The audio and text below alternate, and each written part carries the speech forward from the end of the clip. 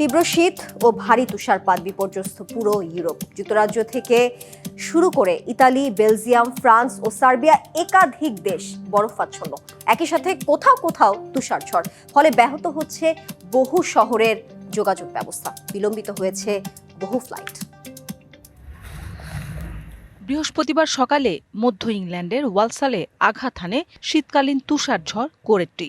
এর প্রভাবে তুষারে ঢেকে গেছে পুরো শহর, বরফে ঢাকা সড়ক মহাসড়ক। শুধু তাই নয়, স্টেশন, ভাস্কর্য আর যানবাহনে জমেছে সাদা আস্তরণ। বরফের মধ্যেই কেউ কেউ মেতে উঠেছেন খেলায়। তবে তীব্র তুষারপাতে কোথাও কোথাও স্থগিত ট্রেন পরিষেবা।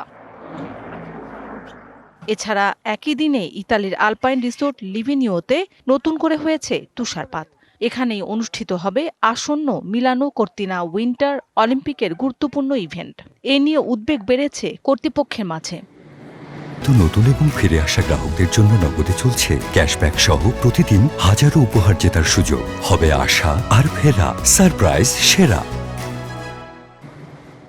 এদিকে গত 2 দিন ধরে ব্যাপক তুষারপাতের কবলে বেলজিয়াম। এতে দেশজুড়ে পরিবহন চলাচলে দেখা দিয়েছে অচলাবস্থা। পরিস্থিতি বিবেচনায় বেলজিয়ামের আবহাওয়া বিভাগ জারি করেছে সর্বোচ্চ সতর্কতা।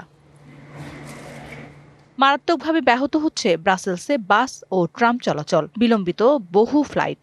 পর্যটন এলাকাগুলো সাময়িকভাবে বন্ধ ঘোষণা করেছে কর্তৃপক্ষ। এদিকে তীব্র তুষারপাত সহ শক্তিশালী ঠান্ডা বাতাসে বিপর্যস্ত পশ্চিম সার্বিয়া। ভারী তুষারপাতের ফলে নদীর পানি বেড়ে দেখা দিয়েছে বন্যা। বিদ্যুৎ বিচ্ছিন্ন বহু এলাকা। আগামী 7 দিনের জন্য জরুরি অবস্থা জারি করেছে দেশটির আবহাওয়া বিভাগ। মৌসুমী শান্তা, ডিবিসি নিউজ ডেস্ক।